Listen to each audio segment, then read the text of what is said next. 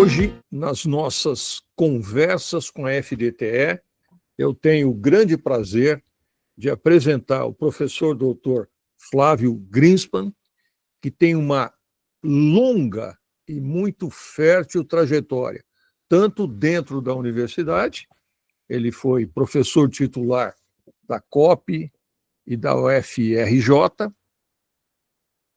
tem doutorado nos Estados Unidos, na Universidade da Pensilvânia, em engenharia biomédica, uma coisa que na época era absolutamente novo, terminou o doutorado em 71, e tem uma muito importante carreira como empreendedor.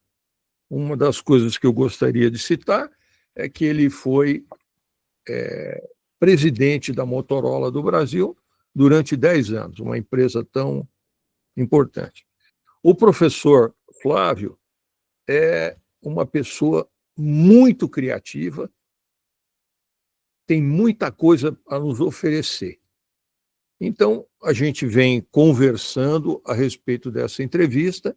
Eu preparei algumas perguntas para ele, mas seguramente ao longo da conversa ele vai poder acrescentar uma série de ideias, de conceitos que vão nos ajudar a entender melhor o que o professor deseja fazer dentro da FDTE.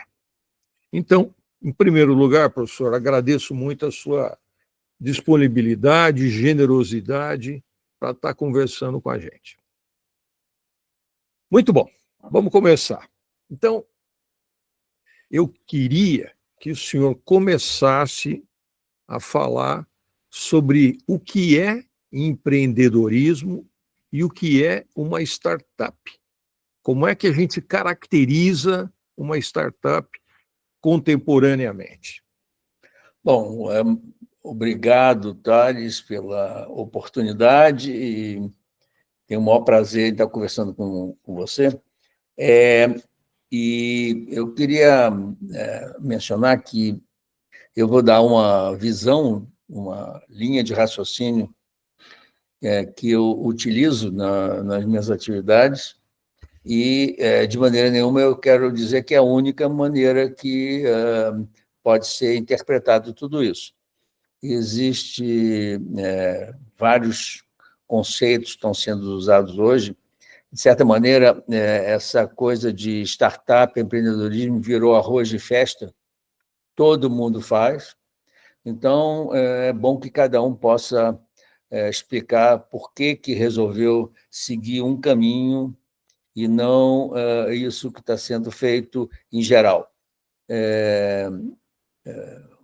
Nosso objetivo aqui é aproveitar uma linha de raciocínio que foi bem sucedida, que é usada principalmente nos Estados Unidos e é usado em todo o sistema americano. Um dia eu posso contar um pouco mais da história disso, mas hoje todas as universidades americanas e inclusive os órgãos de governo, especialmente os federais, usam essa linha de raciocínio, que aproveita a experiência de uma pessoa chamada Steve Blank, que foi um empreendedor e que treinou o pessoal do Silicon Valley e que é professor hoje de Stanford, de Berkeley, de Columbia, de São Francisco.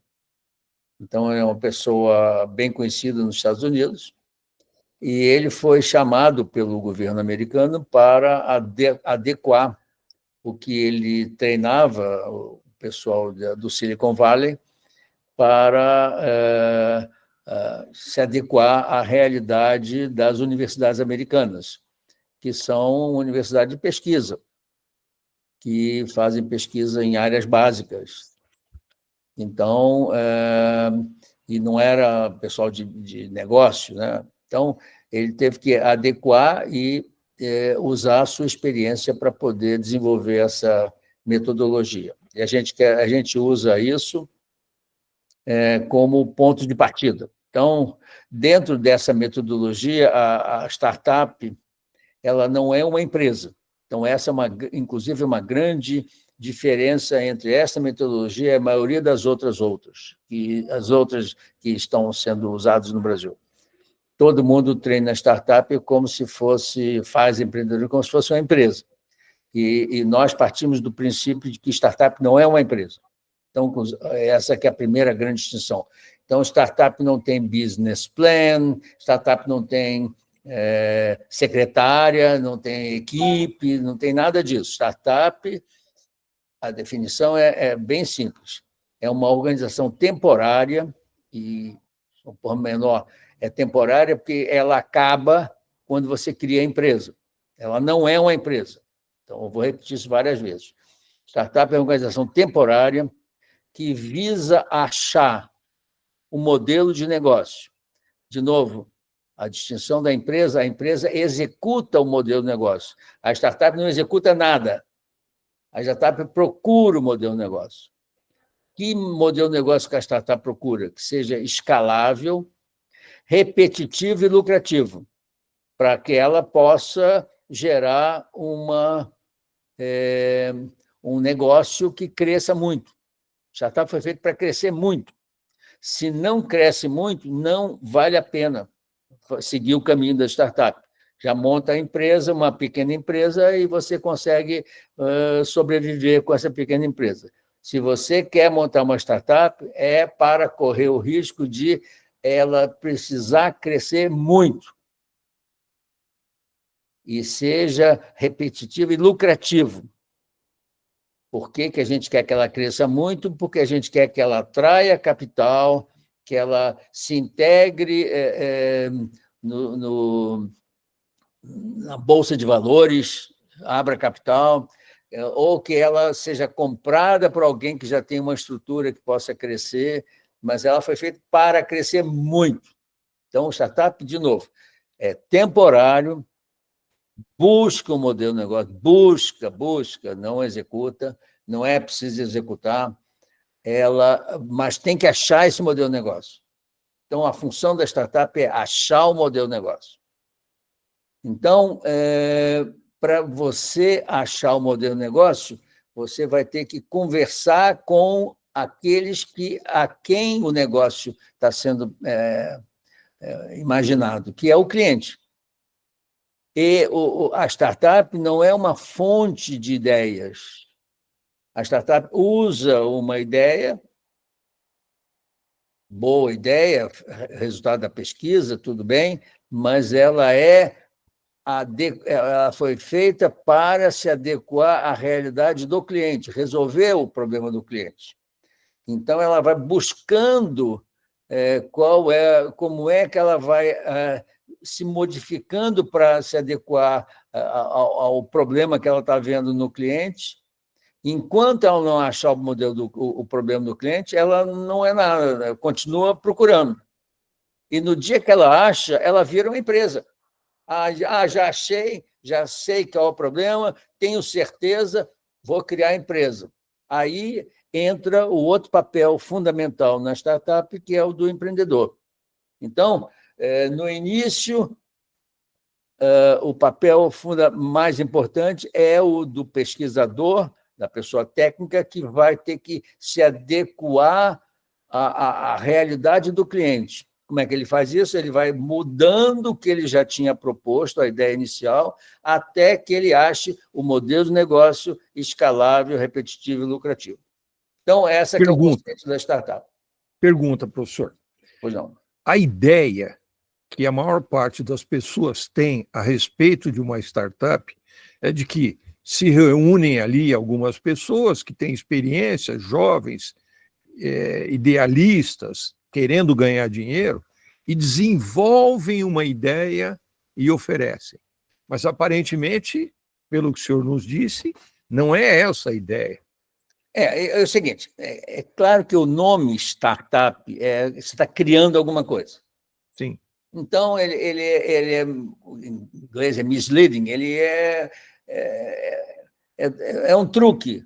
Você está usando o mesmo nome para um monte de coisa. Sim. Eu vou criar uma nova empresa, eu estou criando uma startup, mas não é essa a metodologia que a gente usa, que eu estou atrás. Eu não estou atrás dessas startups que você pode criar. Essas vão ficar, possivelmente, uma coisa que você faz porque você viu que isso pode dar um retorno para você e manter tua família, mas você não vai conseguir crescer, escalar para se tornar um bom negócio, para atrair o investidor e abrir um capital ou transformar uma indústria em outra indústria competitiva mundialmente. Isso precisa de um outro enfoque. Não basta só a ideia. Uhum. A startup, tem até um livro aqui na minha frente que você tem que se apaixonar pelo cliente, pelo problema, e não pela ideia. A ideia é o ponto de partida, mas não é o ponto de chegada. Então, essa é a startup que nós estamos procurando, aquela que consiga se tornar escalável, repetir, lucrativo, capaz de transformar o setor produtivo brasileiro para ser mais competitivo, e não aquela que vai gerar tão importante uma nova empresa que oferece um emprego, contrata 2 pessoas, maravilha, mas não é isso que nós estamos querendo. Nós estamos querendo esse outro tipo de startup, a startup que é chamada competitiva, capaz de competir no mercado e abrir novos horizontes para o setor produtivo brasileiro. Muito bom. Deixa eu... uma pergunta que sempre me intriga. O senhor acha que os cursos de graduação no Brasil são apropriados para formar esse pesquisador que vai ser capaz de criar essa startup no seu modelo? É o seguinte, quando eu estou imaginando a startup, ela vai ter 2 componentes. Um componente que é o chamado pesquisador, que vai usar o resultado da sua pesquisa. Então, eu quero que o Brasil faça as melhores pesquisas do mundo, que criem novidades, que sejam capazes de levar os conhecimentos mais adequados para poder se transformar num novo setor produtivo. E que esse conhecimento permita que quem tenha esse conhecimento possa crescer e se desenvolver. Então, eu preciso do bom pesquisador. Então, começa de início isso. Eu não quero... a ideia é que a nossa universidade tem gerado bons resultados de pesquisa, precisa gerar cada vez mais resultado de pesquisa e ser competitiva no âmbito acadêmico mundialmente, para permitir que o setor produtivo possa se beneficiar disso. Tá? Então, primeiro, distinguir esse membro da startup é importante porque faz a pesquisa mais avançada. Tá? Não quer dizer que o resultado da pesquisa que ele obtém no laboratório está pronto para ser o negócio. Uhum. Mas eu preciso desse resultado de pesquisa como ideia inicial para estimular uma nova indústria competitiva. Segundo, nós não formamos dentro da academia o outro membro importante, que é o empreendedor. O empreendedor é uma figura toda especial, porque ele é um sujeito que vai ter que se dedicar, diferente do pesquisador. Ele vai ter que se dedicar para fazer com que a startup dê certo, alcance os seus objetivos no mercado. Enquanto que o pesquisador já fez uma parte importante do papel, que é adequar o resultado da pesquisa dele à realidade do cliente. Aí entra o empreendedor para vencer a barreira e se transformar o produto ou serviço em um negócio. Uhum. O pesquisador não é capaz de fazer isso. Ele é capaz de fazer o produto ou o serviço. Agora, isso até virar um negócio, entra o empreendedor nessa função. Esse ninguém forma, e é isso que eu acho que a gente deveria estar dando uma atenção especial e, possivelmente, criando um novo foco dentro da FDTE para formar esses empreendedores. Qual que o senhor acha ser a maior, a mais importante característica do empreendedor? Tá, eu vou ler aqui o empreendedor, a minha referência de empreendedor é uma aceleradora que existe na Inglaterra, chamado Entrepreneur First. Foi criada em 2016, se não me engano, em Londres,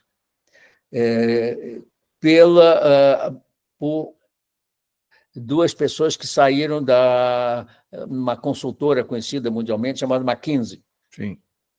E eles se juntaram com o pessoal da Universidade de Oxford e criaram essa aceleradora. E essa aceleradora, que se chama Entrepreneur First, visa exatamente aquilo que nós estamos querendo aqui, que seria o empreendedor.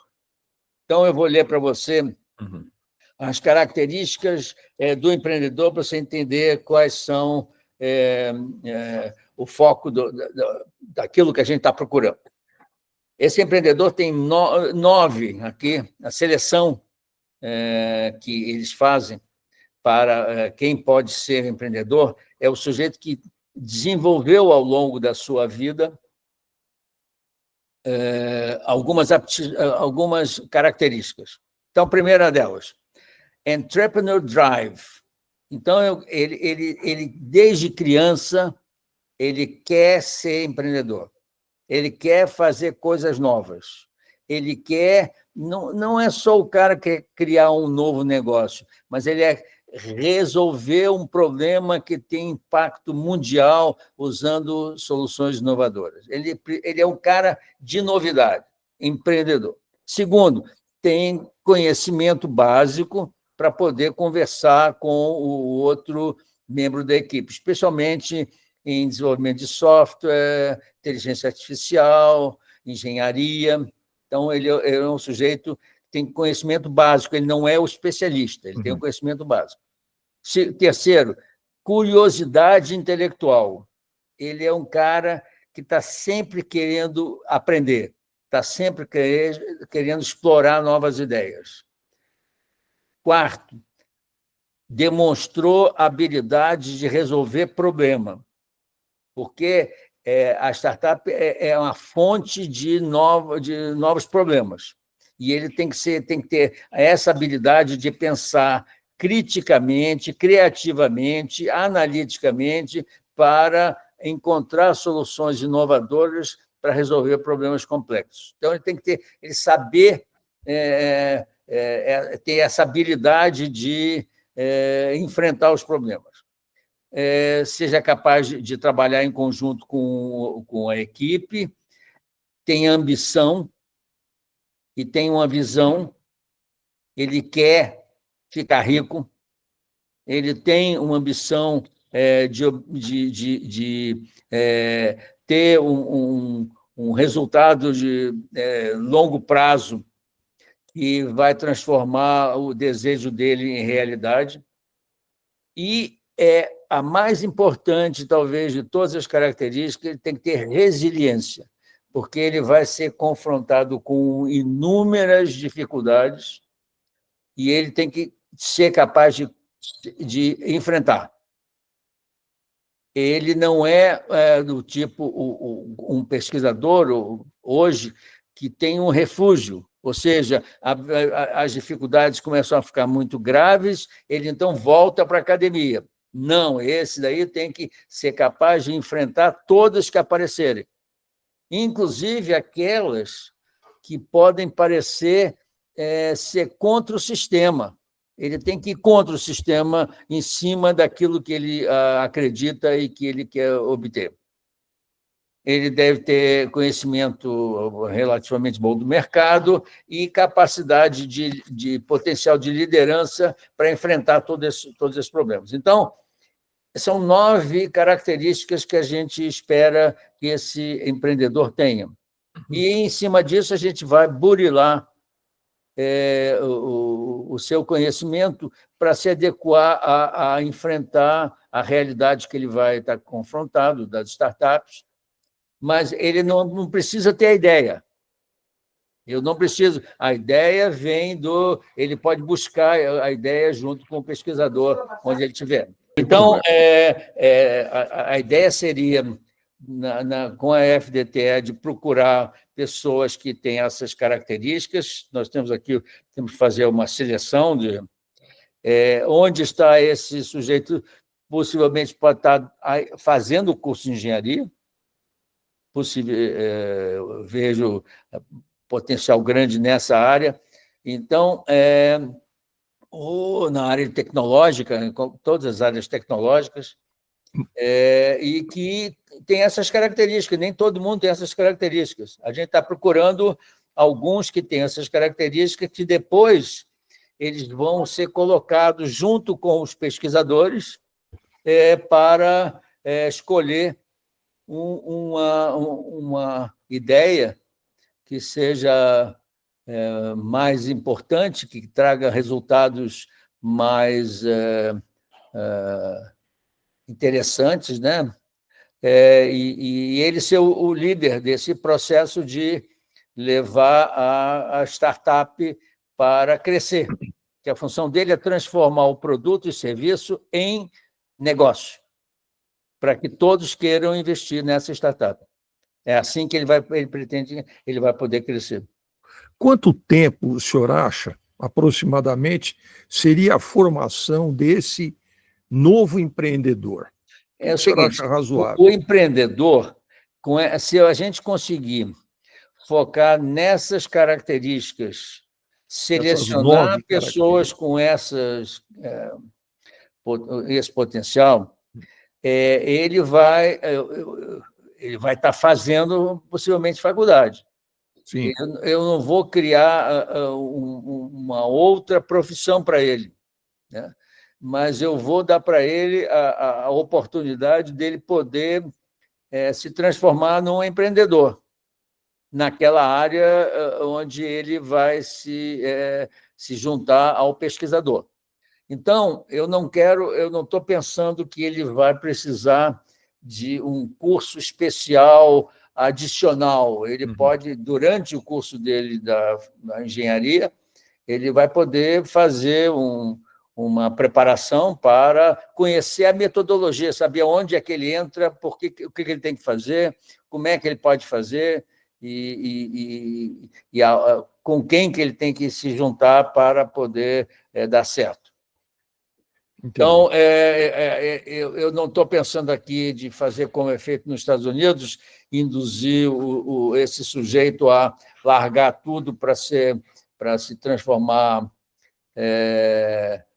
numa pessoa independente, mas a ideia seria de ele poder fazer esse curso e quando ele se forma, ele poder se dedicar totalmente a essa startup. Agora, se a oportunidade aparecer e já poder ele usufruir disso, eu acho que aí é decisão dele, né?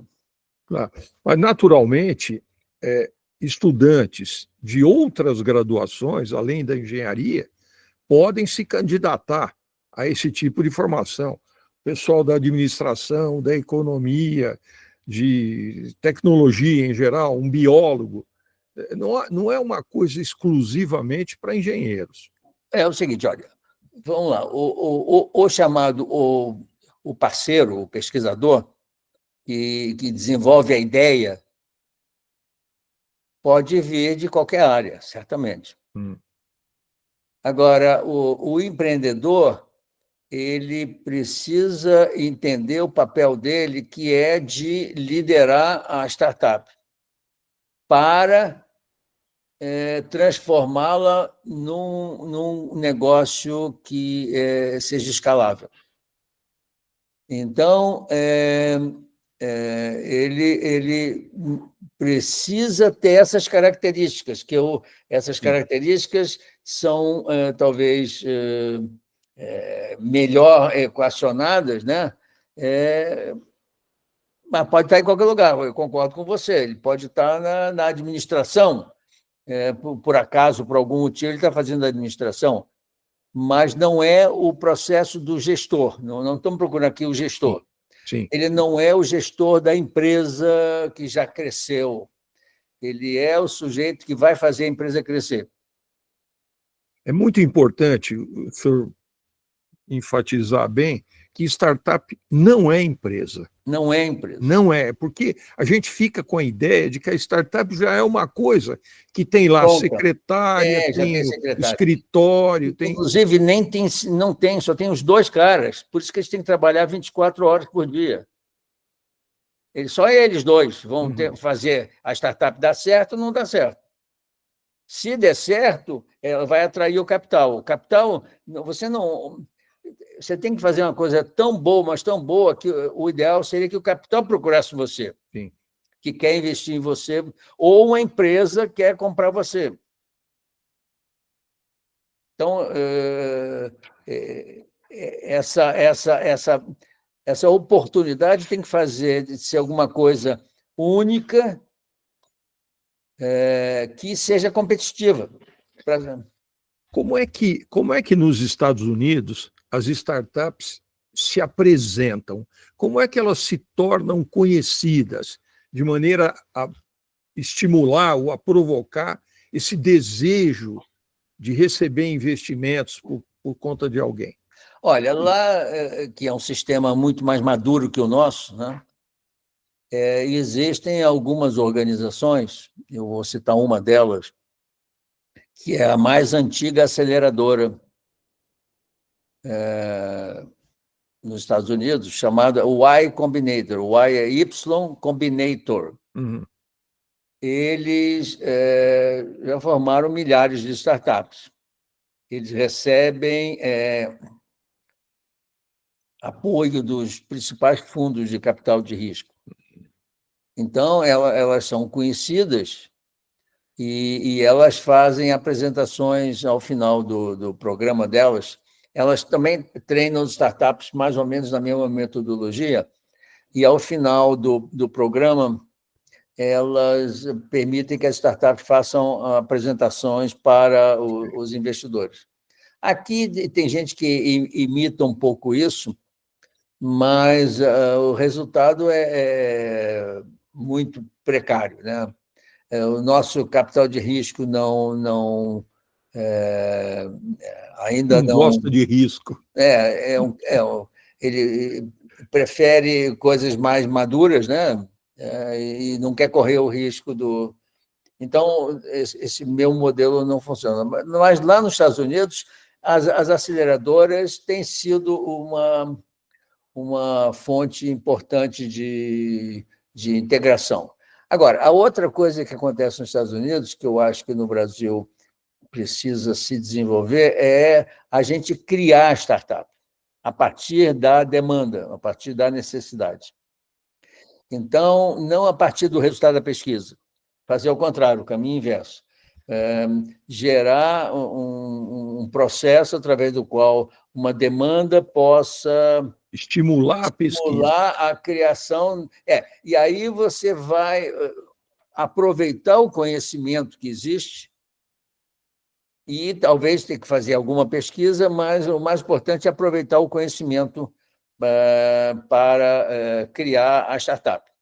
Então, quais são as áreas que o senhor enxerga no Brasil como sendo boas possibilidades para a criação de startups? O que o senhor vê na área de tecnologia, de computação, de inteligência artificial, de biomedicina? Para onde o senhor olha com mais esperança? Todas essas áreas que está mencionando são importantes. O problema nessas áreas de pesquisa é a expectativa. Ou seja, hoje em dia, as pessoas que vão fazer uma pós-graduação, por exemplo, elas têm uma expectativa mais acadêmica, elas querem ficar na academia. Elas não estão fazendo a pós-graduação visando a criar um negócio novo. Isso é importante. Então, você nota, porque tem essa dificuldade. Algumas outras áreas têm tido algum sucesso. quando consegue identificar problemas importantes. Eu tenho um exemplo de uma startup que eu capacitei no início da carreira dela, na área naval, que foi bem sucedida, porque ela identificou um problema importante que tinha um impacto no negócio e se dedicou a isso e transformou isso no negócio.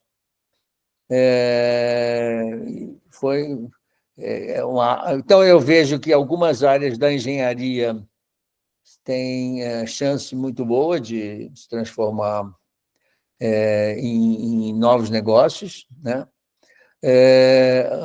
Possivelmente áreas de sistemas, né? De software, TI, analytics, mas pode ser áreas de matemática. O importante é ter alguma coisa que se transforme num negócio escalável. Tem que ser capaz de crescer muito. Então, deixa eu perguntar para o senhor. Os problemas brasileiros, por exemplo, o problema do saneamento. Sim. Né? Saneamento não é uma área onde startups poderiam ou deveriam acontecer? Saneamento, meio ambiente, mas eu acho que saneamento é um enorme problema no Brasil. Eu vejo que todos eles que você está mencionando são todas oportunidades que a gente poderia ter. Agora, de novo, não é para resolver um problema localizado, é para ser um negócio capaz de crescer. Então, esse aqui e ele, para crescer, pode ser que não possa olhar só para o mercado brasileiro. Sim. Então, ele vai ter que crescer olhando para uma necessidade que o Brasil tenha e que possa, eventualmente, se transformar em alguma coisa para o mundo todo. Então, esse é o pensamento. Tem que ser escalável, tem que ser escalável. O que o senhor diz, o senhor sempre menciona, o que é escalável, para que a gente possa entender direito. Escalável é transformar o produto e serviço numa coisa que cresça, e cresça de uma certa maneira por demanda. Eu tenho que transformar a coisa para ter uma procura do cliente por aquele negócio. Então, tem uma métrica que a gente usa, que é o custo de aquisição do cliente. Então, eu preciso de um negócio, para ser escalável, eu preciso ter um custo de aquisição do cliente muito baixo. Todo mundo quer aquilo que você está fazendo. E aí você aumenta em função da demanda do cliente. E não em função de você ter que gastar dinheiro com marketing e vendas.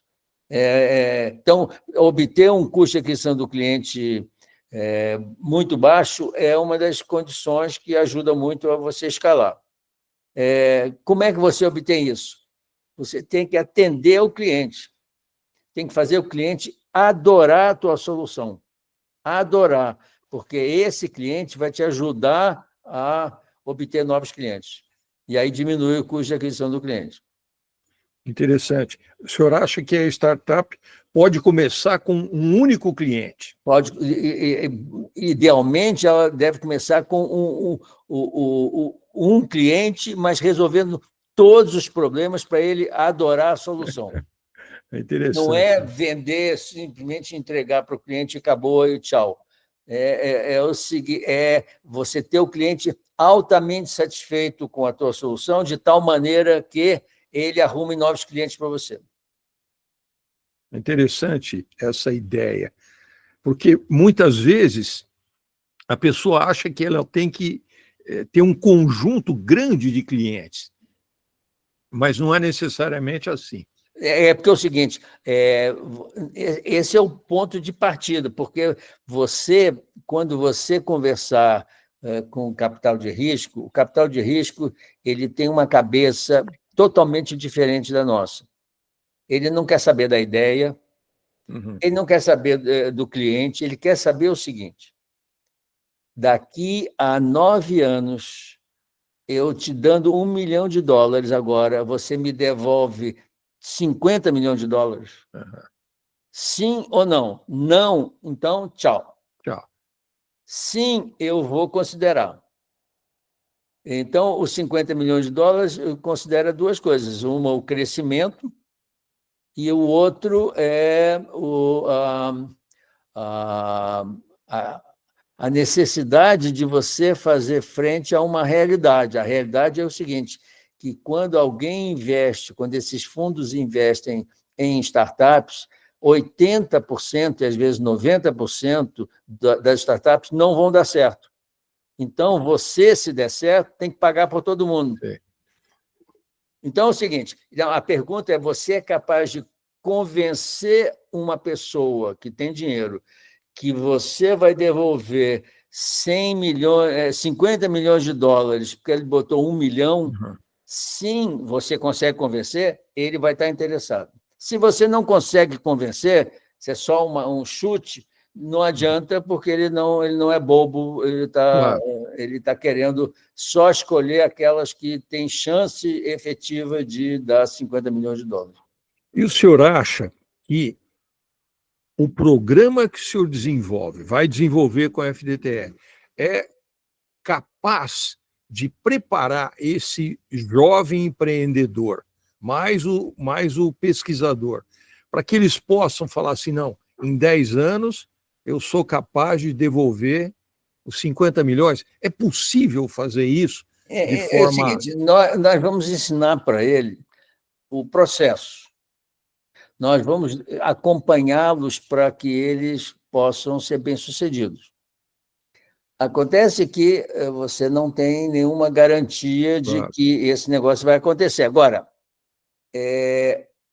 o trabalho do empreendedor é exatamente isso, é de desenvolver a estrutura da startup para poder convencer o sujeito a Investir. a investir. Então, você tem que levar a tua startup às condições de poder provar para ele, para o investidor, de que ele vai ter 100 milhões de dólares, 50 milhões de dólares 10 anos. em 10 anos. Então, esse é o papel do empreendedor.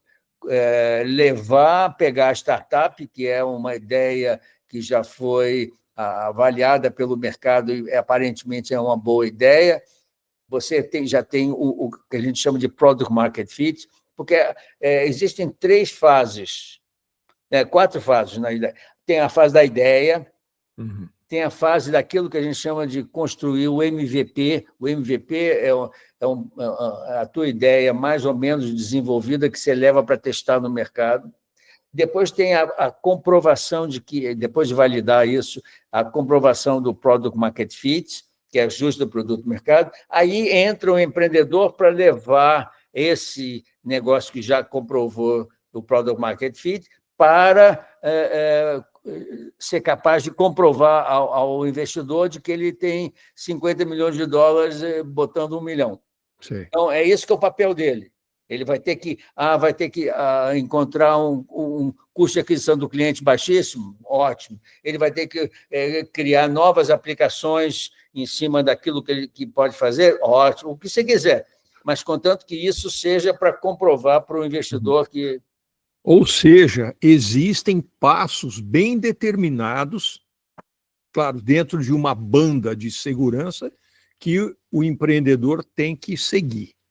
Isso. E, principalmente, o empreendedor não pode acontecer o que acontece com uma parte muito grande dos interessados, que na época de crise, tem um problema sério, eu volto para a academia, vou fazer pós-doutorado, vou pegar uma buscar bolsa vou fazer não sei o quê, porque esse é o refúgio do pesquisador, que ele está acostumado com isso.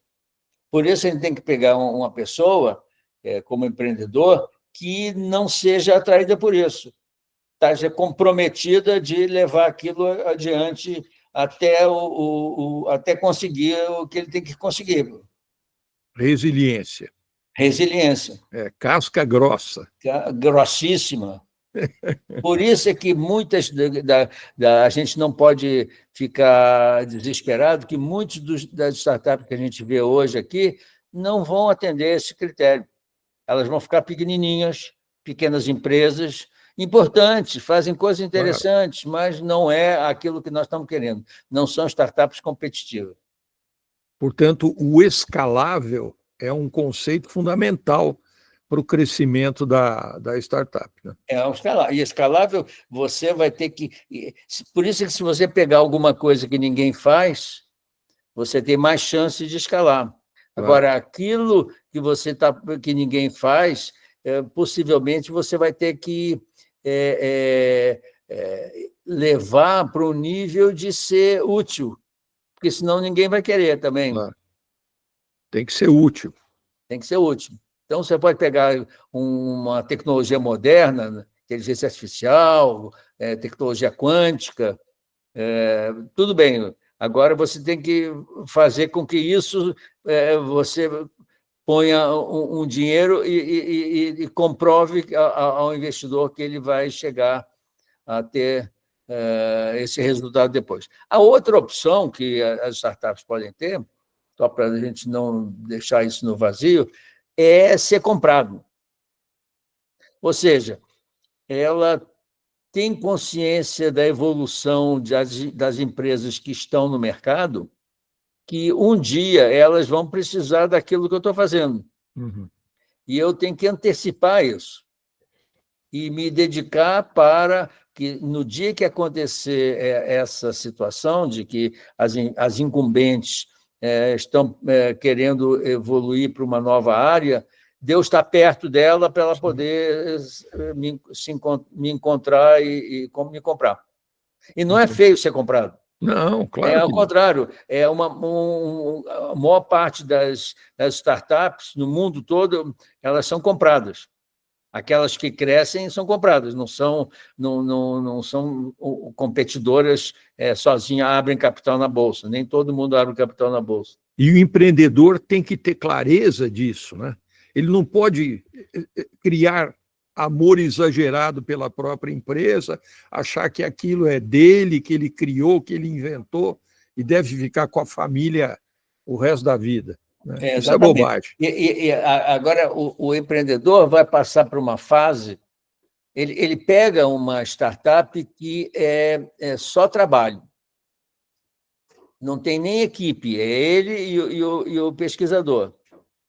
E aí, depois que ele começa a crescer, ele atrai algum capital para poder montar a sua equipe e desenvolver o seu negócio. Então, ele pega essa fase da montagem da equipe, da montagem do negócio. E aí, a gente tem que ajudá-lo para ele conseguir chegar a essa situação de ter capacidade de devolver 50 vezes o valor investido, ou fazer uma estratégia com ele para ele poder focar em cima de identificar quem vai poder comprá-lo. E é o caminho mais fácil. Tá? Não estou dizendo que todo mundo tem que seguir esse caminho, mas é um caminho muito importante para a startup. Muito bom, professor. Eu acho que a gente para aqui, nessa nossa primeira conversa. Já gostaria de pedir ao senhor e convidá-lo para a gente continuar. Claro, vamos continuar, porque a gente tem que formatar o ambiente todo. E eu queria voltar a realçar o que eu falei no início. Não sou o dono da verdade. Nós temos uma metodologia que é chamada Innovation Corps, que é do Steve Blank, que tem uma etapa chamada descoberta do cliente. A segunda etapa, a validação, que a gente chama de descobrimento do cliente, que complementa o descobrimento do cliente, e depois a etapa de criação da empresa e crescimento para atrair o capital. O objetivo é de atrair o capital para poder continuar crescendo. Então, eu vejo o papel do empreendedor fundamental nessa última etapa, e o mais importante para nós aqui, na nossa conversa, é da gente criar condições de poder atrair os possíveis empreendedores, selecionar os empreendedores e capacitar os empreendedores numa metodologia essa do Steve Blank, capaz de ajudar as startups a diminuírem o risco e aumentarem as chances de dar certo. Muito bom. Professor, então, em nome da FDTE, eu quero agradecer muito a sua participação, a sua excelente explanação, para que a gente comece a entender esse projeto que o senhor vai desenvolver junto com a FDTE. Agora, só um comentário final. Esse nome empreendedor ele tem sido aproveitado em algumas experiências interessantes que vão criar um outro ambiente, que é chamado o empreendedor in residence. Esse empreendedor in residence está sendo focado como alguém que veio já com experiência, que vai influenciar quem não tem experiência. Então, por exemplo, as empresas de capital de risco, elas usam o empreendedor in residence para aumentar a disponibilidade de possíveis empresas que o capital de risco possa investir. É um conselheiro. Mas ele é um conselheiro que dá um aval. Por exemplo, aqui no Brasil, existem fundos de investimento que precisam que as empresas investidas tenham características que eles chamam de empresa de base tecnológica. E alguém precisa garantir que aquilo é empresa de base tecnológica, e o empreendedor in residence ajuda nisso. Outra coisa que o empreendedor in residence faz, como a Royal Academy está fazendo, a Royal Academy dá uma bolsa para o empreendedor in residence, que normalmente é um empreendedor, foi um empresário, para trabalhar dentro da universidade, para estimular a universidade a focar em cima de ações que vão resultar em novas startups. Então, ele trabalha dentro da universidade, o outro trabalha dentro do capital de risco, esse trabalha dentro da universidade. Esses são os papéis do empreendedor que a gente formaria aí na FDTE. Ou seja, esse empreendedor que vai trabalhar dentro da universidade ou das empresas de capital de risco é também um novo tipo de trabalho. É um novo tipo de trabalho, que visa estimular o empreendedorismo. Tá? Porque, hoje em dia, as universidades estão trabalhando, tentando olhar como é que elas se ligam ao empreendedorismo, mas muitas delas fazem isso academicamente. Sim. São só para dizer que eu estou fazendo um curso de empreendedorismo. Né? E não é por mal, não, mas é porque não tem a experiência do empreendedor. Aqui a gente pegaria alguém com experiência e colocaria dentro da universidade para essa coisa poder acontecer a partir de alguém com experiência. Entendi. Muito bom, professor. Agradeço muito o seu tempo, a poder aprender com a sua experiência e sabedoria. Ok, depois continuamos e continuamos. Vamos adiante. Vamos detalhar na próxima conversa um pouco mais sobre que tipo de curso é esse, como é que a gente vai fazer, como é que a gente vai selecionar e etc., para ver se atrai os interessados. Quantos participantes o senhor imagina nesse primeiro momento? Bom, vai depender muito de quando eu conseguir selecionar. A gente tem que fazer, porque nós temos que mostrar que esse processo vai funcionar. Então, temos que fazer uma seleção rigorosa. E, possivelmente, a seleção rigorosa vai se limitar muito o número de candidatos. Não faz mal. Nós queremos provar que esse negócio funciona, porque depois a gente quer atrair, a gente quer possibilitar que quem tem já um cacoete desde criança para ser isso, a gente consiga atraí-lo para ele poder participar desses novos empreendimentos. Muito bom. Muitíssimo obrigado, professor. Obrigado, hein? A gente Obrigado, continua. Um Abraço. abraço, hein? Tchau.